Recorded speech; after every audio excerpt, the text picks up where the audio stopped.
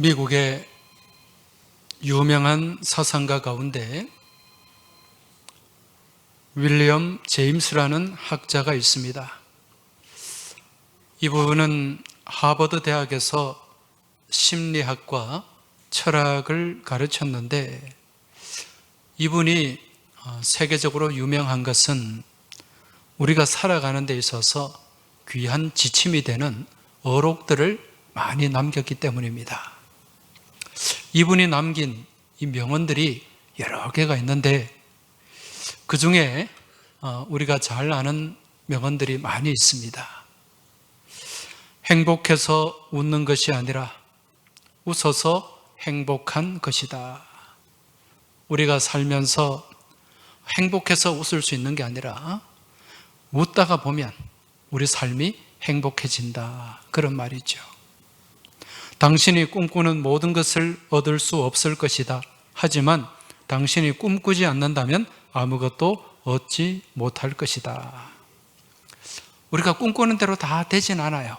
그렇다고 해서 꿈을 꾸지 않으면 아무것도 얻을 게 없다는 거죠. 행동이 늘 행복을 가져오진 않는다. 그러나 행동이 없이 행복은 없다. 뭔가 선한 것을 향해 우리는 움직여야 한다는 것입니다. 오늘 이런 윌리엄 제임스의 어록 가운데 또 우리 교우들께 소개하고 싶은 한 문장이 있습니다. 화면을 한번 보시기 바랍니다. 우리 세대의 가장 위대한 발견은 바로 사람이 자신의 태도를 바꿈으로써 자신의 삶도 바꿀 수 있다는 것을 발견한 것이다. 우리 같이 한번 읽어볼까요? 시작. 우리 세대의 가장 위대한 발견은 바로 사람이 자신의 태도를 바꿈으로써 자신의 삶도 바꿀 수 있다는 것을 발견한 것이다. 무엇을 바꿈으로써? 태도를 바꿈으로써 삶이 바뀌어질 수 있다는 이야기입니다. 이건 그냥 얘기한 게 아니라, 여러분, 이분이 심리학자지 않습니까? 하버드에서 심리학을 가르치는데, 이 사람들을 또 행동을 연구하고 심리를 연구하는 가운데 많은 사람들이 그렇게 생각을 하더래요. 내가 지금 처한 환경, 조건, 이것이 내 인생을 결정한다. 그래서 나는 자라는 환경이 좋지 않기 때문에, 나는 특별한 백그라운드가, 배경이 없기 때문에 나는 더 이상 올라갈 수도 없고, 또 나는 이렇게 살 수밖에 없다. 그 안에 스스로를 가두어 놓고 있더라는 것입니다. 그런데 이분이 연구한 결과에 의하면 이 각자의 주어진 환경이나 조건, 이런 것은 크게 영향을 미치지 못하더라는 것입니다. 물론 영향이 전혀 없지는 않지만은 이 삶을 완전히 어떻게 가두어 놓을 만큼 그런 영향은 아니더라는 거죠. 그럼 더 중요한 게 무엇인가? 그 사람이 가지고 있는 삶을 향한 태도, 이 삶의 태도가 인생의 모습을 바꾸고 그 향방을 바꾸어 놓더라는 것입니다. 그래서 요즘은요, 이 사람의 태도에 대한 관심을 많이 갖습니다. 특히 이 기업에서는 이 직원들의 태도를 굉장히 중요하게 판단을 한다 그래요. 미국의 유명한 기업 IBM이나 일본의 도요타 같은 그런 대기업들, 이러한 기업들은 직원의 승진과 또 연봉을 책정할 때 그 사람이 가지고 있는, 평소에 가지고 있는 그 태도를 굉장히 중요하게 평가를 한다고 합니다. 왜냐하면 그 사람이 가지고 있는 태도에 따라서 그 기업의 생산성과 그리고 미래가 달라지기 때문이라는 거죠. 이건 우리나라 기업도 마찬가지입니다. 요즘 우리나라 대기업들도 이러한 태도를 기업 경영에 많이 적용을 하고 있는데, 몇 년 전에 LG그룹, LG경제연구원에서 발행한 그 자료를 보면 사람의 태도가 성과에 중요한 5가지 이유를 기록하고 있습니다. 거기에 보면 첫 번째, 태도는 차이를 만든다. 이 태도가 사람의 차이를 만들더라는 거예요. 두 번째는 차이는 다름을 만든다. 결국 이 다름은 어디에서 오는가? 이 사람이 저 사람과 다른 것은 그 사람의 태도더라는 것입니다. 세 번째, 태도는 실력을 변화시킨다. 네 번째, 몰락은 태도에서 비롯된다. 결국 잘 되는 것도 태도고 안 되는 것도, 몰락하는 것도 태도에 있더라는 것입니다. 다섯 번째, 태도가 곧 실력이다. 이런 결론을 내리게 되었다는 거죠. 그만큼 우리가 살아가는 데 있어서 이 태도가 중요하다는 것입니다. 그렇다면 지금 여러분의 태도는 어떻습니까? 하나님 앞에 예배드리는 태도는 어떻습니까? 믿음의 삶을 살아가는 태도는 또 어떤 모습입니까? 여러분, 태도가 영어로 뭐죠? attitude죠. attitude. 이 attitude라는 말은 라틴어 에튜스라는 말에서 나왔어요. 에튜스. 이 말의 의미는 이 방향이라는 의미가, 준비, 적응이라는 의미가 담겨 있어요. 준비, 적응. 그래서 무엇을 행할 준비된 상태, 이것을 에튜스라고 합니다. 무언가를 행할 준비된 상태, 이게 에튜스, 또 영어로는 attitude라는 거예요.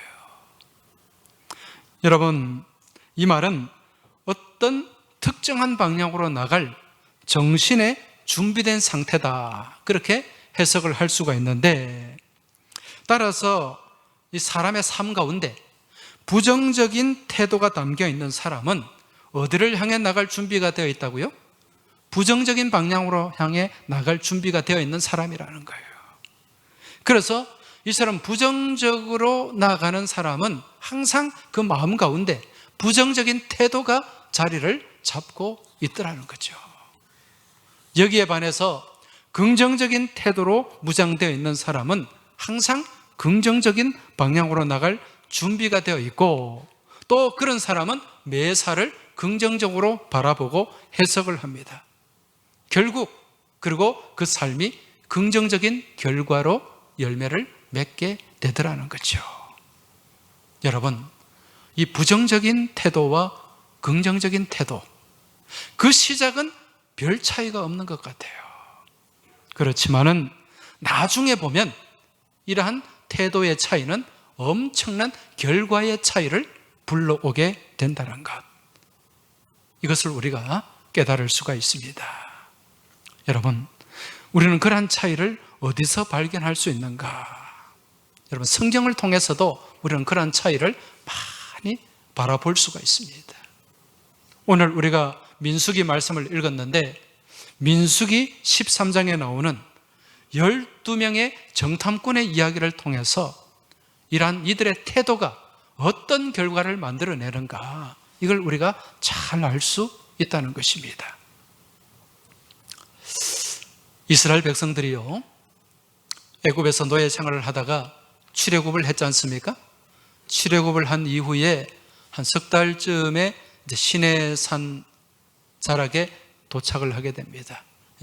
거기에 꽤 오랫동안 머물러 있다가, 그리고 한 1년 좀 넘어서 이 백성들이 어디로 도착을 하게 되는가? 가데스 바네아라고 하는 이 오아시스에 도착을 하게 됩니다. 이 가데스 바네아라고 하는 말은 거룩한 샘이라는 뜻이 있어요. 그래서 이곳 가데스 바네아 오아시스에 도착을 해서 이제 모세가, 지도자 모세가 각 지파에 한 사람씩 대표를 선발하게 됩니다. 그럼 모두 몇 명을 선발했겠습니까? 12지파니까 12명의 대표를 선발했어요. 이제 이들을 선발해가지고 어디로 보냈는가? 이 가데스 바네아가 바로 이스라엘 백성들이 들어갈 가나안 땅 접경 지역이었어요. 그래서 여기서 가나안 땅으로 이제 정탐을 보낸 겁니다. 며칠 동안 정탐을 하게 했는가? 40일 동안 정탐을 하게 합니다. 그리고 명령을 내렸어요. 이 정탐꾼들에게 무엇을 탐지하고 올 것인가? 첫 번째는 그 땅에 살고 있는 주민들이 강한 사람들인지 약한 사람들인지 이걸 한번 살펴보고 오너라.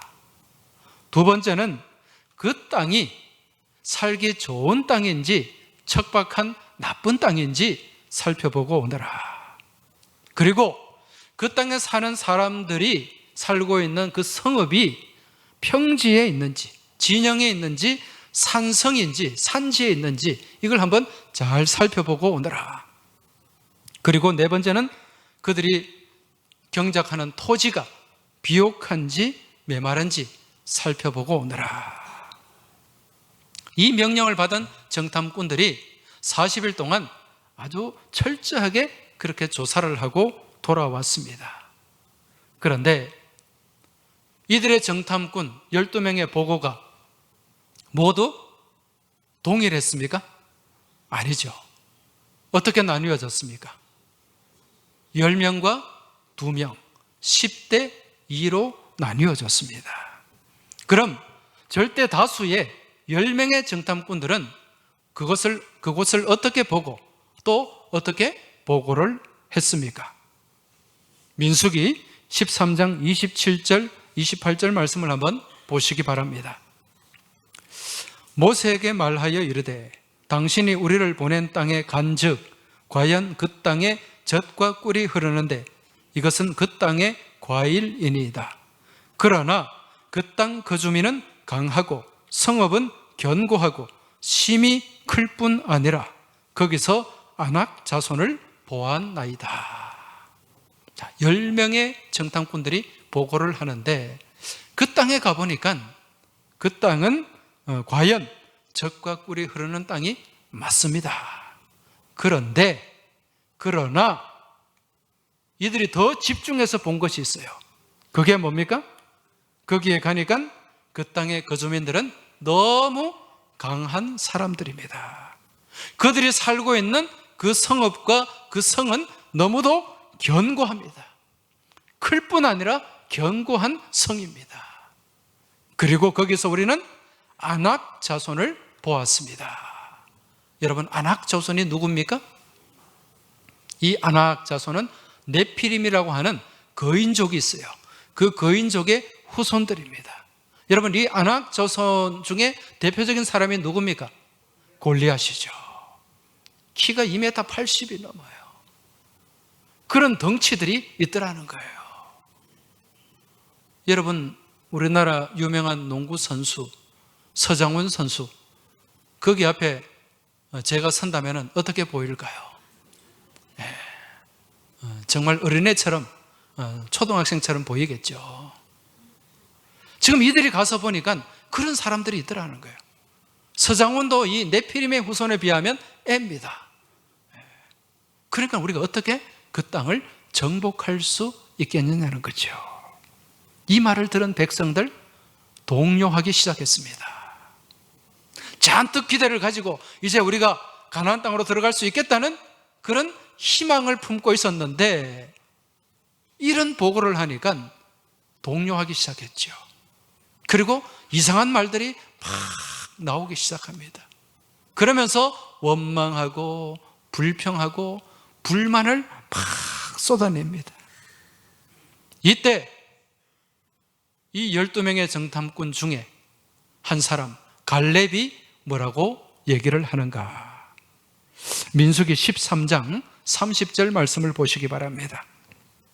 갈렙이 모세 앞에서 백성을 조용하게 하고 이르되 우리가 곧 올라가서 그 땅을 취하자 능히 이기리라. 지금 이 모습을 보면서 갈렙이 안 되겠다, 이들에게 용기를 심어줘야 되겠다, 그러면서 올라가서 우리가 그 땅을 향해 나아가면 우리는 그 땅을 능히 정복할 수 있다, 우리가 그 땅을 취할 수 있다, 이런 얘기를 합니다. 용기를 북돋아 줍니다. 그러나 아무도 이 갈렙의 말에 귀를 기울이지 않았습니다. 오히려 이 10명의 정탐꾼들이 더 악평을 하는 그런 보고를 쏟아놓는 것을 볼 수가 있습니다. 오늘 본문 31절에서 33절 말씀 한번 보시기 바랍니다. 31절에서 33절 말씀입니다. 그와 함께 올라갔던 사람들은 이 10명의 정탐꾼들이죠. 이르되 우리는 능히 올라가서 그 백성을 치지 못하리라. 그들은 우리보다 강하니라 하고 이스라엘 자손 앞에서 그 정탐한 땅을 악평하여 이르되 우리가 두루 다니며 정탐한 땅은 그 거주민을 삼키는 땅이요 거기서 본 모든 백성은 신장이 장대한 자들이며 거기서 네피림의 후손인 아낙 자손의 거인들을 보았나니 우리는 스스로 보기에도 메뚜기 같으니 그들이 보기에도 그와 같았을 것이니라. 여러분, 지금 이들이 하는 말 한번 생각해 보세요. 여기에 긍정적인 내용 한 군데라도 있습니까? 전혀 없습니다. 모든 게 부정적인 언어들입니다. 우리는 그 백성을 치지 못할 것이다. 우리가 정탐한 땅은 그 주민을 삼키는 땅이다. 우리를 잡아먹는 땅이라는 거예요. 그곳 백성은 신장이 장대한 거인이더라. 그래서 우리는 도저히 이길 수가 없다. 그리고 한다는 말이 우리 스스로 보기에도 그들 앞에 서면 무엇과도 같다? 메뚜기와도 같다. 여러분, 메뚜기 잡아보셨습니까? 네. 우리 정상덕 성도님은 메뚜기 많이 잡아봤을 거예요. 네. 여러분, 메뚜기 아시죠? 네. 이거 잡으면은 조금만 힘주어서 잡으면은 다리가 똑 부러집니다. 네. 얼마나 다리가 마치 실처럼 가늘어요. 이게 메뚜기입니다, 여러분. 우리가 그들 앞에 서면 이 메뚜기와도 같다. 어떻게 이길 수 있겠느냐? 스스로를 평가절하하는 거예요. 비하하는 거예요. 여러분, 이러한 모습을 나타내는 심리학 용어가 있는데 이게 뭐냐? 오늘 제목이 뭐죠? 메뚜기 컴플렉스입니다. 메뚜기 컴플렉스예요. 이 메뚜기 컴플렉스는 자신을 자발적으로 위축시키는 거예요. 그런 심리적인 모습, 현상을 얘기하는 것입니다. 스스로를 비하하는 거예요. 평가절하하는 거예요. 그래서 이 메뚜기 컴플렉스에 사로잡히면은 내 주변의 사람들은 다 탁월하고 뛰어난데 나만 못하는 거예요. 나만 초라한 존재예요. 나만 비참한 존재로 생각한다는 것입니다. 따라서 이러한 메뚜기 컴플렉스에 사로잡히면 아무것도 할 수가 없습니다. 여러분, 옛날 70년대, 80년대 이때는 이제 시골에서 농촌이나 어촌에서 도시를 향해 많이 이동을 했습니다. 그래서 이 시대를 이촌 향도의 시대다 그렇게 얘기를 합니다. 농촌을 떠나서 도시를 향해 나아간 시대다. 그때 70년대, 80년대 제가 이제 초등학교, 중학교, 고등학교를 다닐 때인데 이때 시골에서 도시로 전학을 간 아이들이 많이 있었습니다. 네. 전학도 보내고 또 시골에서 공부하다가 도시로 시험을 봐서 또 학교로 진학하는 그런 일들이 있었죠. 그때 이 시골에 있다가 도시로 나온 아이들 중 상당수는 그래도 나름 공부를 좀 했던 애들입니다. 생각해 보세요. 그 시골에서 도시로 나가려면 또 집도 필요하고 또 여러 가지 두 살림을 해야 되는데 얼마나 돈이 많이 들겠습니까? 그런데 아무 가능성 없는 그런 애들 내보낼 필요가 없잖아요. 그래도 좀 괜찮은 그런 아이들을 이제 내보내게 되는데, 근데 이 시골에서 자란 아이들이요, 도시에 나가게 되면 어떤 마음이 드는가? 대부분의 아이들이 마음이 굉장히 위축이 됩니다. 나가 보니까 이 시골하고 도시하고 사는 환경이 다르잖아요. 아이들 때깔이 다르잖아요. 입은 옷도 다르고 또 말하는 것도 훨씬 세련돼 보입니다. 그러니까 이 아이들 다 보면은 하나같이 공부를 잘하는 아이들처럼 그렇게 보이는 거예요. 그러면서 스스로 많이 위축이 돼요. 그래서 처음에 시골에서 도시로 나간 아이들요, 대부분이 그렇습니다. 바닥을 깔아줍니다. 성적에 바닥을 깔아줘요. 그런데 여러분, 이게 왜 그럴까? 왜 그럴까? 이게 스스로 아이들이 메뚜기 컴플렉스에 사로잡혀 있기 때문에 그렇습니다. 나는 시골 출신이라서 공부를 이 도시 아이들보다 잘 못해. 저 아이들은 어릴 때부터 또 학원도 다니고 과외도 받고 그렇게 공부를 했는데 나는 시골에서 맨날 풀 뜯으면서 소 먹이면서 공부해가지고 실력이 없어, 기초가 없어, 뭐 이런 생각에 사로잡히게 된다는 거죠. 그래서 이 메뚜기 컴플렉스에 사로잡힌 아이들은요, 처음부터 끝까지 바닥을 깔아줍니다. 친절하게 깔아줍니다. 그런데 이제 한 학기 정도 공부를 하면서 이제 적응을 해나가면서 생각이 바뀌는 아이들이 있어요. 해볼만 하네. 이 도시 아이들도 별것 아니네. 내가 열심히 하면 충분히 할 수 있겠네. 이런 생각을 갖기 시작하면요, 변화가 생기기 시작해요. 그때부터 이제 점진적으로 치고 올라가게 된다는 거죠. 메뚜기 컴플렉스에서 벗어나지 못하면 끝까지 바닥을 깔아주지만 이걸 깨뜨리고 벗어나게 되면 치고 올라가게 된다는 것입니다. 우리의 삶도 마찬가지입니다. 우리의 삶이 메뚜기 컴플렉스에 사로잡혀 살아가면 평생 메뚜기와 같은 삶을 살 수밖에 없어요. 그리고 그 삶의 결과 또한 메뚜기 인생으로 끝나고 만다는 것입니다. 여러분, 혹시 도서관 메뚜기라는 말을 들어보셨습니까? 도서관 메뚜기. 혹시 아시는 분 계세요? 네. 제가 대학을 다닐 때 이제 시험 기간이 되면, 지금도 아이들은 마찬가지예요. 시험 기간에 주로 도서관에 가서 공부를 많이 하지 않습니까? 그럼 시험 기간이 되면 시험 기간 한 일주일, 2주일 전부터 도서관에 자리가 없습니다. 그 열람실에 미리 가서 자리를 잡는 학생들이 있기 때문에 보통 한 7시에서 7시 반 넘으면 가면 자리가 없어요. 꽉 차 있습니다. 그런데 이제 시험 공부를 해야 되겠고, 요즘은 아이들이 뭐 카페도 가고 뭐 그렇게 합니다만은 그때는 무조건 공부는 도서관에서 해야 되는 줄 알았어요. 아니면 빈 교실이나. 그래서 도서관에서 공부를 해야 되는데 자리가 없잖아요. 그럼 어떻게 하는가? 도서관에 일찍 자리를 잡아놓고 수업을 들어가거나 또 다른 어떤 일로 자리를 잠깐 비우는 자리가 있어요. 그러면은 거기에 앉아가지고 공부를 하는 거예요. 그러다가 한참 공부하는데 뒤에서 저기요 그러면은 딱 보면은 자리 주인이 온 거 아닙니까? 예. 그리고 또 주섬주섬 싸가지고 또 다른 빈자리에 펄짝 뛰어갑니다. 그래서 여기에 있다가 이쪽으로 뛰고 저쪽으로 뛰는, 이걸 두고 도서관 메뚜기라고 얘기를 합니다.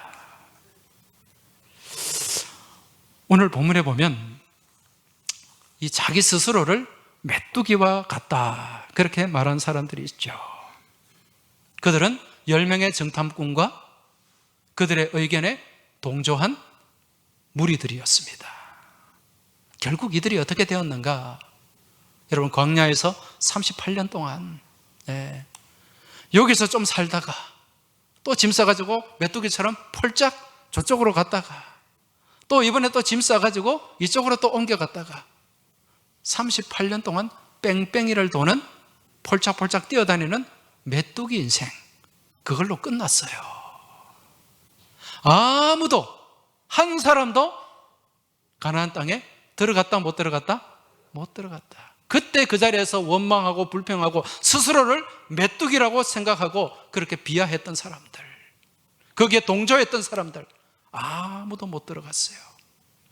그러나 두 사람이 있죠. 이 메뚜기 컴플렉스에 사로잡히지 않았던 두 사람, 우리는 그 사람의 이름을 잘 압니다. 누굽니까? 여호수아와 갈렙이에요. 이 메뚜기, 메뚜기와 같다고 원망하고 통곡하고 불평의 말을 쏟아내는 그 사람들을 향해서 이 여호수아와 갈렙은 뭐라고 얘기했습니까? 그들은 우리의 밥이다. 그들은 우리의 먹이다. 그런 얘기를 하고 선포를 했습니다. 민수기 14장 9절 같이 한번 읽어보겠습니다. 14장 9절 시작. 다만 여호와를 거역하지는 말라. 또 그 땅 백성을 두려워하지 말라. 그들은 우리의 먹이라. 그들의 보호자는 그들에게서 떠났고 여호와는 우리와 함께 하시느니라. 그들을 두려워하지 말라. 할렐루야. 메뚜기 컴플렉스가 보입니까? 안 보입니까? 안 보이죠.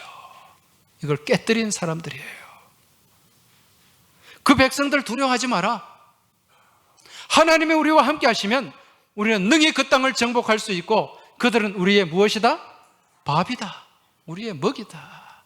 우리의 반찬이다. 여러분, 이게 무엇인가? 믿음의 선한 비전입니다.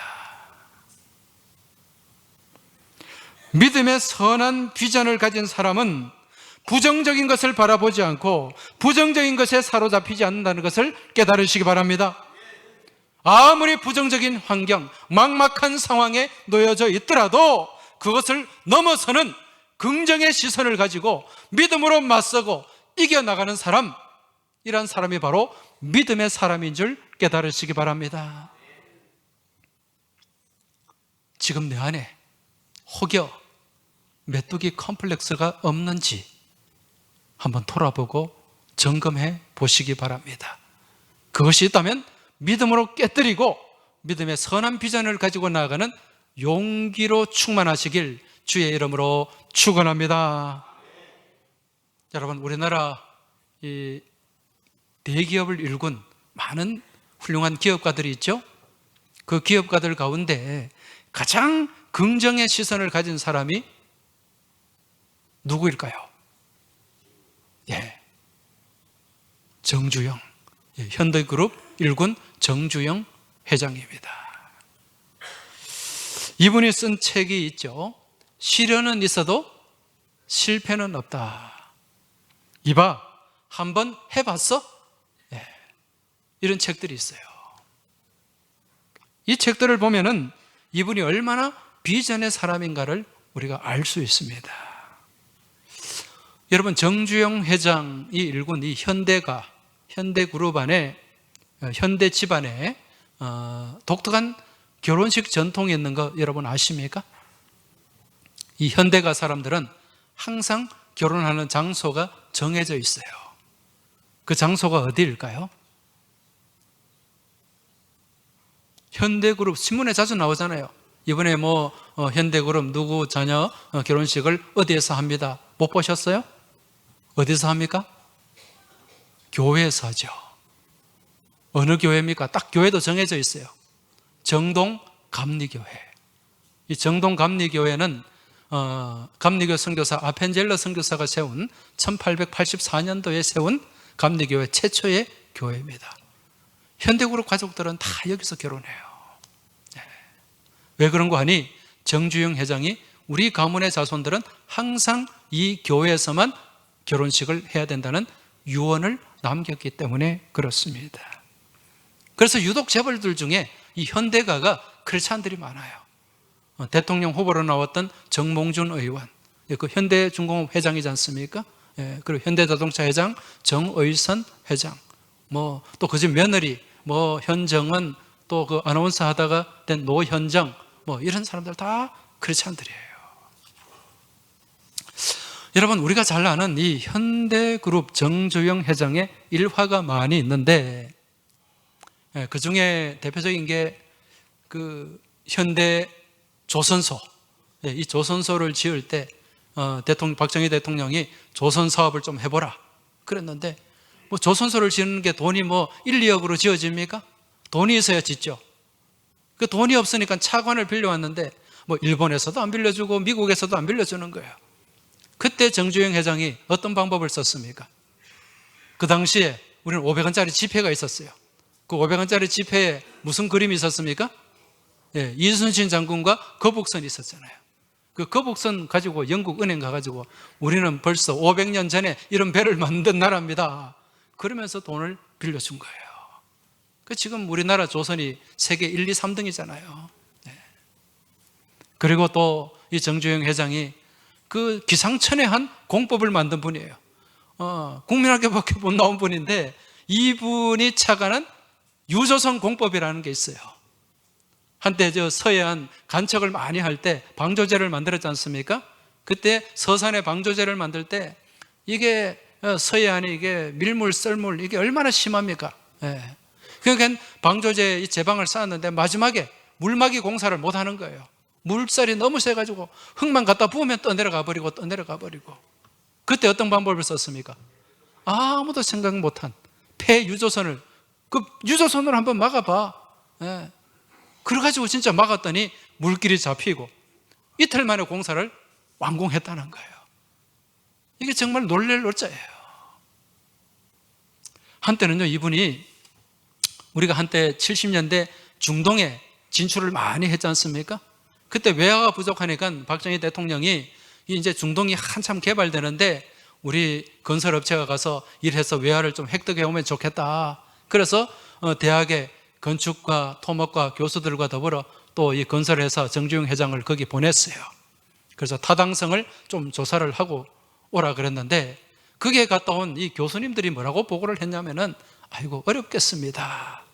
그 날씨가, 그 기온이 낮에 한 4, 50도 되는데 우리나라 일꾼들 보내놓으면 다 그냥 일사병 걸려가지고 못 견디고 다 죽습니다. 거기는 더운 나라 사람들이 가서 일을 해야 됩니다. 뭐 여러 가지 조건이 안 맞는다는 거예요. 그래서 아무도 거기 일하러 가려고 나서는 사람이 없을 겁니다. 그런 보고를 했어요.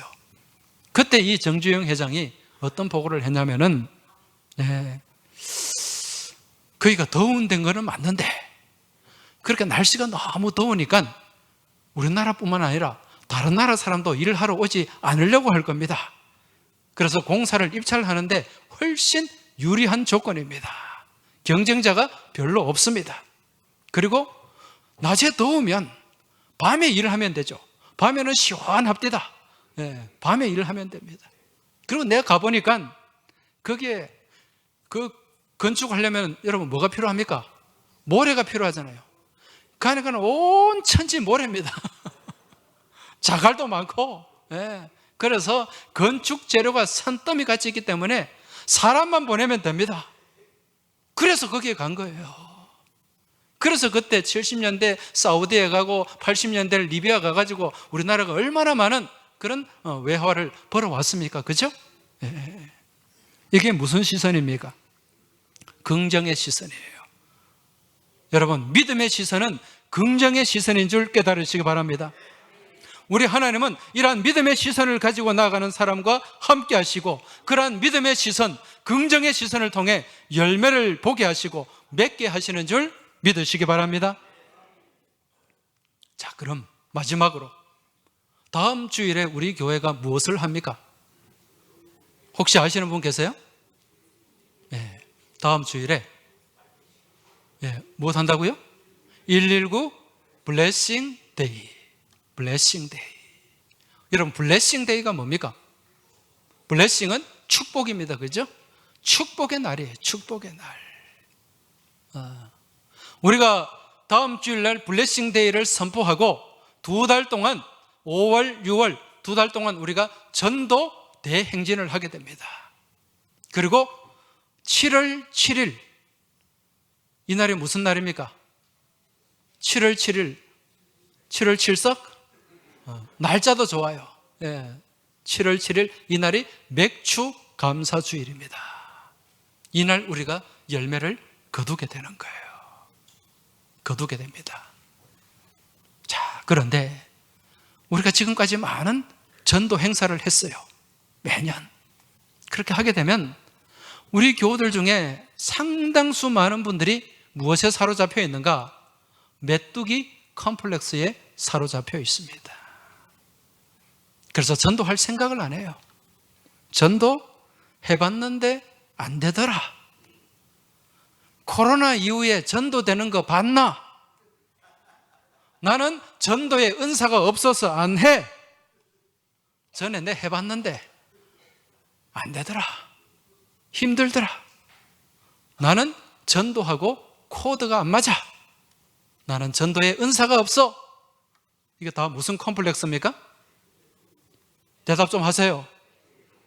메뚜기 컴플렉스입니다. 할 수 있다. 하면 된다. 하자. 여러분, 이게 바로 믿음의 용기인 줄 깨달으시기 바랍니다.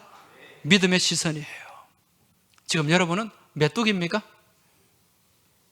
혹시 지금 메뚜기의 컴플렉스, 메뚜기 컴플렉스에 사로잡혀 있는 분들이 있다면 오늘 이걸 깨뜨리시기 바랍니다. 다 부숴버리시기 바랍니다. 그리고 믿음의 시선을 소유하시길 주의 이름으로 축원합니다. 이제 금년에 우리가 교회 창립 몇 주년입니까? 119주년. 119. 이제 모두 우리는 영적 구조대원들이 다 돼야 됩니다. 특별한 해입니다. 금년에 한 사람도 낙오되거나 탈락되는 사람 없이 모두가 이 전도 대행진에 동참을 해서 생명을 살리는 영적 119 대원들이 다 되시길 주의 이름으로 부탁드립니다. 119 대원들 불이 나면 어디에도 뛰어들어갑니까? 불 속이라도 들어갑니다. 생명을 살려냅니다. 자기 목숨에 위협이 오더라도 거기에 굴하지 않고 들어가서 그 생명을 건져낸다는 것입니다. 이러한 믿음의 자세가 우리 안에 충만하고 이러한 태도로 우리가 무장되어야 될 줄 믿습니다. 그래야 금년에 여러분 120주년을 앞두고 우리 교회 한번 배가 운동을 펼쳐보시길 부탁드립니다. 금년에 우리 교회가 배가 되는 역사, 이 예배 자리가 가득가득 채워지고 우리 하나님 앞에 뜨거운 예배, 살아있는 예배를 드림을 통해서 우리 하나님 영광 돌리는 귀한 믿음의 역사, 생명의 역사가 우리 가운데 나타나야 될 줄 믿습니다. 우리 옆에 계신 분들에게 좀 격려해 주시기 바랍니다. 말씀해 주시기 바랍니다. 옆에 아무도 없으면 뒤를 돌아보면 사람이 보일 겁니다. 보시고 말씀해 주세요. 우리 메뚜기가 되지 맙시다. 당신은 메뚜기가 아닙니다. 메뚜기처럼 하지 마시고, 다시 한번, 당신은 메뚜기가 아닙니다. 메뚜기 컴플렉스에서 벗어납시다. 영혼을 살리는 119 대원이 됩시다. 할렐루야. 우리 다 같이 한번 힘차게 외쳐주시기 바랍니다. 불 속에라도 들어가겠습니다. 다시 한번, 불 속에라도 들어가겠습니다. 생명을 살려내겠습니다. 같이 찬송 드리겠습니다. 불 속에라도 들어가서 우리 고백하는 마음 가지고 우리 주님을 찬양하며 또 같이 기도하며 나아가도록 하겠습니다.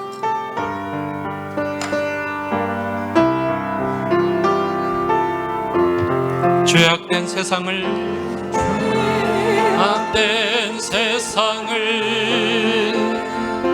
방황하다가 천국과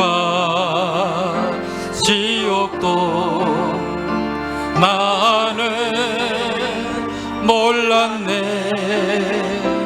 고집대로 영죽을 험한 세상이 왜 그리 더러운지 이제야 아네. 불 속에라도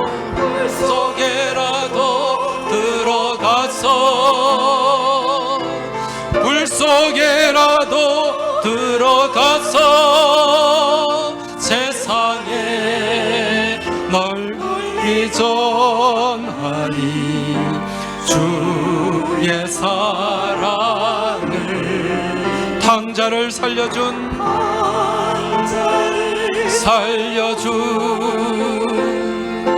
주님 말씀에 죄인의 두 다리 묻어 두었네. 아들이여 일어나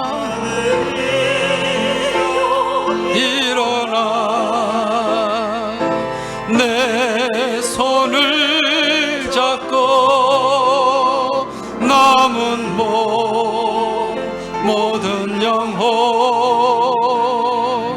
바치라. 불 속에라도 들어가서 불 속에라도 들어가서 세상에 널리 전하리. 주의 사랑을 골고다 언덕길 오르신 예수 주수할 일꾼들 찾아 부르네. 거친 바다 험한 산 비가 맺혀도 십자가 내가 지고 끝내이기. 우리 두 손 들고 불 속에라도 들어가서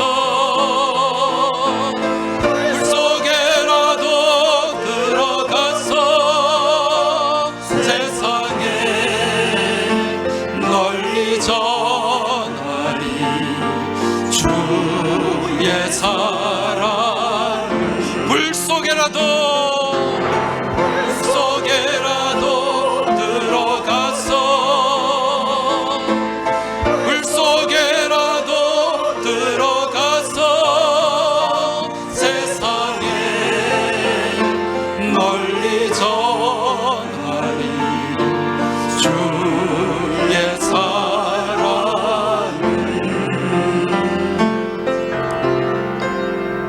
이제 이 시간 우리 같이 하나님 앞에 기도드리겠습니다. 여러분, 하나님 앞에 진실된 기도를 들으시기 바랍니다. 기도의 방관자, 기도의 구경꾼이 되지 마시고 하나님과 직접 대화하는 기도의 사람이 되시길 부탁드립니다. 유창하게 잘 못해도 됩니다. 내가 가지고 있는 마음의 그 소망, 마음의 간절함을 주님 앞에 담아 내어 놓으시기 바랍니다. 그리하면 우리의 형편과 처지를 다 아시는 우리 하나님께서 우리 그 기도를 들어주시고 기도 가운데 역사하시고 응답의 열매로 채워주실 줄 믿습니다. 이 시간 우리 같이 기도할 터인데요, 우리 안에 메뚜기 컴플렉스가 깨어지게 하시고 우리 안에 우리를 사로잡고 있는 부정적인 생각과 또 여러 가지 편견들, 또 우리 스스로 위축시키는 그러한 생각들 다 사라지게 하시고 우리 안에 믿음의 언어들이 풍성하고 믿음의 용기가 충만하게 채워지도록 같이 기도하며 나아가겠습니다. 그리고 금년에 우리 모두가 영적 일구대원이 되어서 불 속에라도 들어가서 생명 살리는 일에 최선을 다하겠다는 믿음의 각오를 담아가지고 이 시간 주님 앞에 우리의 마음을 쏟아놓고 간절히 기도하겠습니다. 우리 기도할 때 주여 한번 외치고 통성으로 기도하겠습니다. 주여! 아버지 하나님 감사합니다. 오늘 거룩하고 복된 주일을 허락하여 주시고 이 시간 주님 앞에 나와 말씀 듣게 하시고 또 우리 우리 안에 있는 메뚜기 컴플렉스를 깨뜨리며 나아가게 하시니 감사를 드립니다. 아버지 하나님, 저희를 사로잡고 있는 이 메뚜기 컴플렉스가 깨어지게 하시고 무너지게 하여 주시옵소서. 우리를 지배하고 있는 부정적인 생각들이 다 사라지고 떠나가게 하여 주시옵소서. 그래야 우리 안에, 우리 입술 가운데 불평과 불만과 원망의 말들이 다 떠나가게 하여 주시고, 긍정의 언어, 믿음의 언어들이 우리 안에 충만하게 하여 주시옵소서. 그 말대로 이루어지는 은혜를 우리에게 부어주시고 허락하여 주시옵소서. 아버지 하나님, 금년 안에 우리 교회가 교회 창립 119주년을 맞이하여 우리 온 교우들이 영적 119 대원이 되기를 소망합니다. 한 사람도 이 전도의 행진, 전도 행전에 낙오됨이 없게 하여 주시고, 모두가 여기에 동참할 수 있도록 은혜와 믿음의 용기를 더하여 주시옵소서. 그리하여 불 속에라도 들어가서 생명을 살리는 일에 최선을 다할 수 있도록 주님 도와주시고 인도하여 주시옵소서. 아버지 하나님, 이 시간 우리 온 교우들이 하나님 앞에 합심하여 기도를 드립니다. 우리 안에 있는 메뚜기 컴플렉스가 깨어지게 하여 주옵소서. 이 메뚜기 컴플렉스에서 다 벗어나게 하여 주시옵소서. 안 된다, 할 수 없다, 해봐도 안 되더라, 부정적인 생각과 사고에 사로잡히고 매몰되지 않게 하여 주옵시고, 할 수 있다, 하면 된다 하자는 믿음의 언어가, 믿음의 마음들이 우리 안에 충만하게 하여 주시옵소서. 그리하여 긍정의 시선을 가지고, 믿음의 시선을 가지고 우리 앞을 가로막는 모든 장애물들을 넘어가게 하여 주시고, 이기며 나아가는 우리 모든 믿음의 자녀들이 다 되게 하여 주시옵소서. 금년에 우리 교회가 교회 창립 119주년을 맞이하여 우리 온 교우들이 영적 119 대원들이 다 되기를 소망합니다. 아버지 하나님, 모두가 한 뜻이 되고 한 소망을 가지고 같은 비전을 가지고 나아가게 하여 주시옵소서. 이제 2달 동안 전도 행진을 하게 될 터인데, 한 사람도 낙오됨 없이 모두가 이 전도의 행진에 동참하고 전도 행전을 써내려갈 수 있도록 주님 인도하여 주시옵소서. 이 모든 간구 살아계신 우리 주님 예수 그리스도 이름으로 기도하옵나이다. 아멘.